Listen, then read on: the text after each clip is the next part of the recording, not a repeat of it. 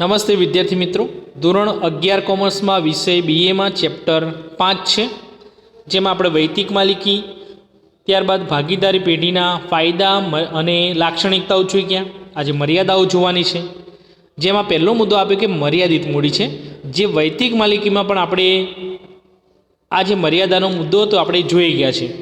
વૈતિક માલિકીમાં પણ ઓછી મૂડી હોય છે, તો અહીંયા પણ એ જ મર્યાદા નડે છે કે ભલે ભાગીદારો હોય પણ જે કંપની સ્વરૂપમાં જે મોટા પાયા પરના લાભ હોય એ અહીંયા મળી શકતા નથી. ધંધાનો જે વિકાસ કરવો હોય, સંશોધનો ખર્ચા કરવા હોય, નવા સંશોધન કરવા હોય, તો ત્યારે ભાગીદારી પેઢીમાં પણ છે મૂડી હોય મર્યાદિત હોવાથી કોઈ પણ એ પ્રકારના લાભ છે અહીંયા કંપની સ્વરૂપમાં જે મળે છે, જે વિશાળ કદના જે લાભ મળવા જોઈએ કંપનીમાં જે મળતા હોય છે, તો એ પ્રકારના લાભ ભાગીદારી પેઢીમાં નથી મળતા અને વૈતિક માલિકીમાં પણ મળતા નથી. બીજો મુદ્દો છે કે અમર્યાદિત જવાબદારી, તે દરેકમાં આવે છે. વૈયક્તિક માલિકીમાં પણ જોઈએ કે અહીંયા પણ મર્યાદા છે કે દરેક ભાગીદારની જે જવાબદારી છે ને અમર્યાદિત છે. કેમ? તો પેઢીનું જેવું જ્યારે વધી જાય છે એમની મિલકતો કરતાં, તો પોતાની અંગત મિલકતો વેચીને પણ દરેક ભાગીદારે જે પેઢીનું દેવું હોય એ પ્રમાણસર વેચીને પોતાની અંગત મિલકતો વેચીને પણ એ દેવું છે ચૂકવવું છે એની માટે ફરજિયાત ગણાય છે. બરાબર? તો એટલા માટે અહીંયા અમર્યાદિત જવાબદારી ગણાય છે. ત્યારબાદ છે કે વિસંવાદિતાની શક્યતા છે. તો ભાગીદારીમાં મતભેદ અને વિસંવાદિતાની શક્યતાઓ જોવા મળે છે. જ્યાં સુધી સંપ હોય, સુલેહ હોય, અથવા તો બધા વચ્ચે, બધા ભાગીદારો વચ્ચે સંપ હોય, સારામાં સારું હોય એમ, અથવા તો કોઈ તકરાર કે ઝઘડાઓ ન હોય, ત્યાં સુધી સંચાલન સારામાં સારું થશે. પણ જ્યારે ભાગીદારો વચ્ચે વિખવાદ થાય, કુસંપ થાય, ઝઘડાઓ થાય ક્યાંક કોઈ પણ બાબતે છે, અથવા તો છે કોઈ પણ નિર્ણય છે એમાં બધાનો મત ના હોય, એક મત ના હોય, ત્યારે એવા સમયે છે વિસંવાદિતાની શક્યતાઓ રહે છે અને એવા સંજોગોમાં છે સંચાલન છે સારામાં સારું થઈ શકતું નથી. આવી પેઢીને ભવિષ્યમાં બંધ કરવાની પણ પોઝિશન છે, સ્થિતિ આવી શકે છે. બરાબર? એટલે વિસંવાદિતાની શક્યતા જોવા મળે છે, એવું વૈતિક માલિકીમાં જોવા મળતું નથી. કેમ? પોતે એક જ માલિક છે, જાતે જ સંચાલન કરે છે. પણ અહીંયા તો એક કરતાં વધુ થઈ જાય ભાગીદારો છે, એટલે સંચાલન કરવાનું હોય કે કોઈ પણ બાબતમાં નિર્ણય લેવાના હોય તો બધાને પૂછીને કરવું પડે છે. અને આવા સમયે છે બધા ભાગીદારો વચ્ચે ક્યાંક વિખવાદ એ પણ થાય, તો એટલે વિસંવાદિતાની શક્યતાઓ છે ઓછી જોવા મળે છે. રહસ્યોની જાળવણીની મુશ્કેલી છે. વૈતિક માલિકીમાં જોયું આપણે, એક જ માલિક હોવાથી એક જ વ્યક્તિ છે, સંચાલન બધું કરે છે, વહીવટ છે, હિસાબ છે, જે પણ નિર્ણય લેવાના હોય એ પોતાની જાતે કરતો હોય છે, સ્વતંત્ર રીતે છે, અને જે નિર્ણય લેવાય છે કોઈને કહેવામાં આવતા નથી, બીજી કોઈ વ્યક્તિને છે. પણ ભાગીદારી પેઢીમાં છે બે વ્યક્તિ કરતાં વધુ હોય છે ભાગીદારોમાં છે, એટલે એકબીજાને નિર્ણયો પણ કહેવા પડે છે. રહસ્યો હોય ધંધાને લગતા, કોઈ પણ જે વ્યૂહરચના હોય અથવા સ્ટ્રેટેજી હોય છે, જે નીતિ ઘડી હોય, તો એ બધાએ વચ્ચે જાહેર કરવા પડે છે. અને આવી જે વાતો હોય ભાગીદાર છે બીજા ભાગીદારોને કરે, અથવા તો જે પણ સગા સંબંધી મિત્રો હોય, ક્યાંક વેપારી વર્તનમાં મિત્રો હોય, તો એને જાણ કરવામાં આવતી હોવાથી અહીંયા જે પણ ધંધાના રહસ્યો હોય પેઢીના છે એની એ જાળવણીની મુશ્કેલી જોવા મળે છે. આમ ભાગીદારો સાથેની ચર્ચા વિચારણાને લીધે ધંધાના રહસ્યોની અસરકારક જાળવણી શક્ય અહીંયા થતી નથી. પાંચમો મુદ્દો છે હિસ્સાની ફેરબદલીની મુશ્કેલી છે.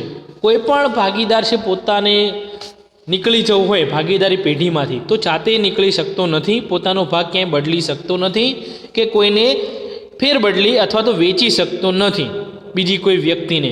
તો એના માટે બધા ભાગીદારોની સહમતિની, સર્વસંમતિની જરૂર પડે છે. એના વગર કોઈ પણ ભાગીદાર છે એ બીજાને પોતાનો ભાગ હોય એ એની ફેરબદલી કરી શકતો નથી. બધાની સંમતિ હોય તો જ એ પોતાનો ભાગ છે બીજા કોઈ અન્ય વ્યક્તિને, કોઈ નવા ભાગીદારને આપી શકે છે. તો હિસ્સાની ફેરબદલીની મુશ્કેલી રહે છે અહીંયા. ત્યારબાદ કીધું કે નિર્ણયો લેવામાં વિલંબ થાય છે. કેમ? તો કે બધા ભાગીદારો વચ્ચે અહીંયા નિર્ણયો લેવાના હોય છે, એટલે અંદરો અંદર અહીં કીધું કે આપણે આગળ જોઈ ગયા વિસંવાદિતાની શક્યતા છે. તો બધા વચ્ચે કુસંપ હોય, વિખવાદોને કારણે નિર્ણયો લેવામાં વિલંબ થાય છે, જેથી સંચાલન છે કથળે છે. આંતરિક વૈમનસ્યને કારણે ઘણી ભાગીદારી પેઢીઓ છે અકાળે એ વિસર્જન પામે છે, ઝઘડાઓ થાય, તકરારો થાય, કુસંપ જોવા મળે, બધા ભાગીદારો વચ્ચે છે કોઈ એક મત હોય નહીં, નિર્ણય લેવામાં હોય, એટલે આ રીતે નિર્ણયો લેવામાં વિલંબ થાય છે, સંચાલન છે બરોબર ના થાય, કથળે છે. અને ભવિષ્યમાં મેં અગાઉ પણ કીધું કે આવી પેઢીઓ છે અમુક સમય ચાલે જ્યારે વિખવાદના બધા ઝઘડાઓ થાય છે તો ત્યાર પછી એ પેઢીને બંધ કરી દેવી પડે, એટલે વિસર્જન એનું કરવું પડે છે. અને 7મો મુદ્દો છે છેલ્લો, ટૂંકું આયુષ્ય છે.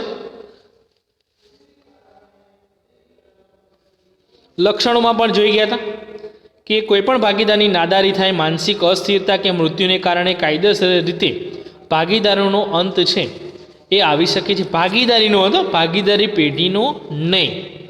3 ભાગીદારો હોય ને એક મૃત્યુ પામે કે અસ્થિર મગજનો થઈ જાય કે ગમે એ કારણસર આપેલા છે અથવા નાદાર થાય છે તો પછી એ ભાગીદારીનો અંત આવે છે. 3માંથી હવે 2 જ રહેશે.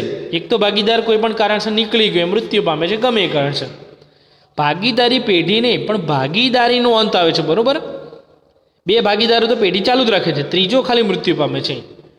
પણ 2 હોય ને એક મૃત્યુ પામે તો એક તો વૈતિક માલિકી કહેવાય, તો ત્યારે તો ભાગીદારી પેઢી એ નષ્ટ જ પામે છે, એટલે બંધ જ થઈ જાય છે. અથવા જો કોઈ ભાગીદાર મૃત્યુ પામે એનો વારસદાર હોય અને એને અહીંયા ભાગીદાર તરીકે નીમવાનો હોય, રાખવાનો હોય, તો એ પેઢીને આપણે ચાલુ રાખી શકીએ છીએ, એવા સંજોગોમાં છે. બરાબર, એટલે 7મો મુદ્દો છે કે ટૂંકું આયુષ્ય છે. બરાબર, તો આ ભાગીદારીની મર્યાદાઓ છે ભાગીદારી પેઢીની. હવે ભાગીદારના પ્રકારો કયા કયા છે? તો ભાગીદારોમાં પણ પ્રકાર અલગ અલગ છે. પહેલું છે કે સક્રિય ભાગીદાર છે.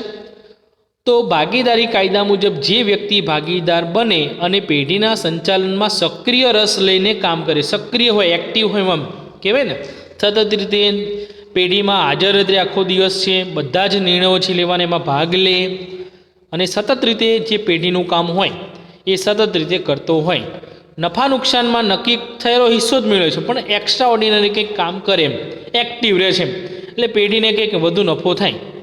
પણ જે ભાગીદારો વચ્ચે જે નક્કી થયું એ જ નફો કે નુકસાન એને મળવાપાત્ર થાય છે, કોઈ વધારાની એને રકમ મળતી નથી. પેઢીના કાર્યો માટે તે અન્ય ભાગીદારોનો એજન્ટ ગણાય છે.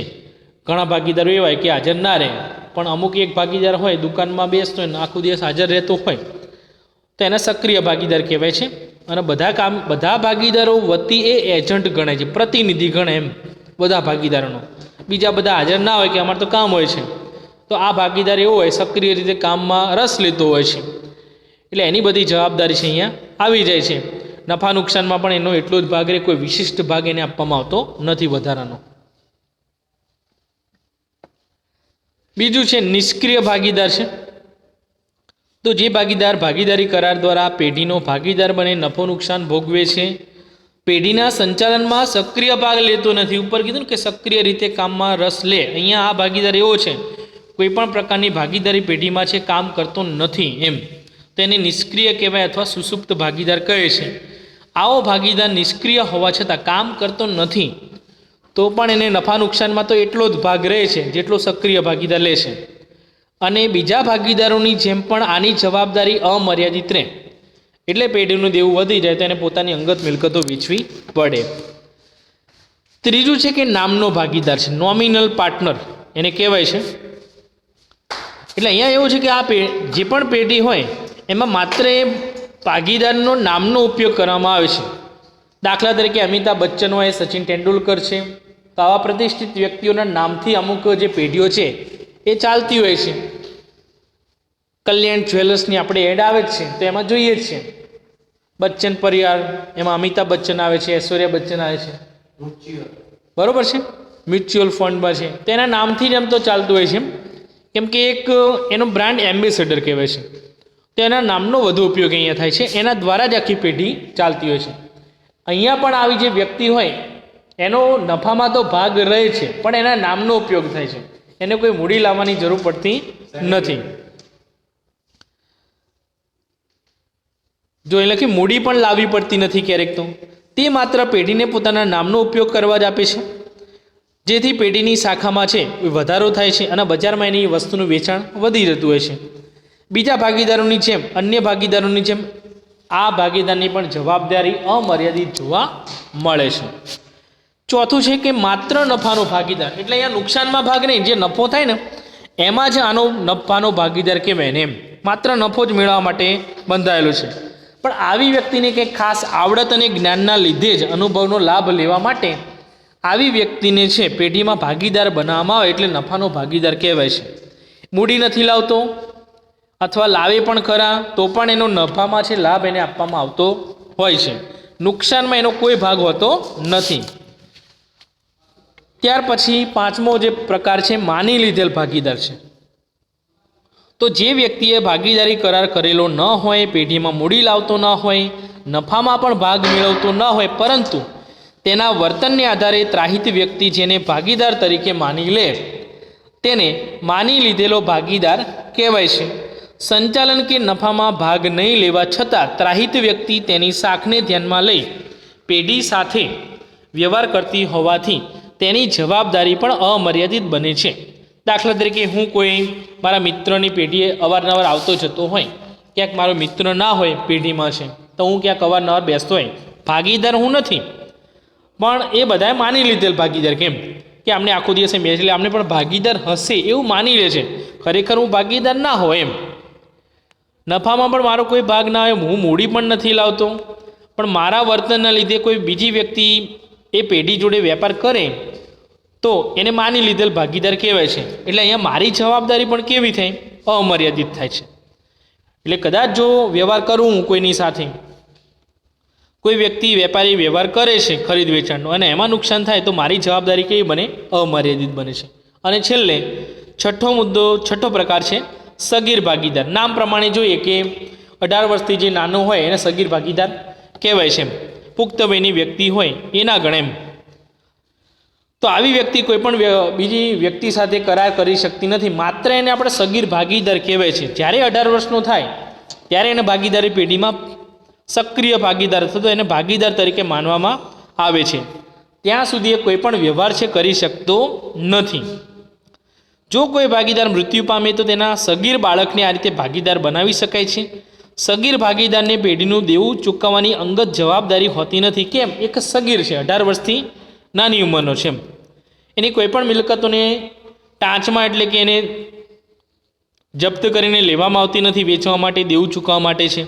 જ્યારે તે પુખ્ત ઉંમરનો થાય એટલે કે 18 વર્ષથી ઉપરની ઉંમર થાય એની, ત્યારે એ ઈચ્છે તો બીજા ભાગીદારની જેમ સામાન્ય ભાગીદાર બની શકે, નહીં તો એ ભાગીદારી પેઢીમાંથી નીકળી શકે છે. તો આવા ભાગીદારને શું કહેવાય છે? સગીર ભાગીદાર કહેવાય છે. બરાબર. તો મર્યાદાઓ જોઈ ગયા ભાગીદારી પેઢીની અને ભાગીદારના 1 થી 6 પ્રકારો. ત્યાર પછી ભાગીદારી પેઢીના પ્રકારો છે એના વિશે આપણે પછીના વિડીયોમાં જોઈશું.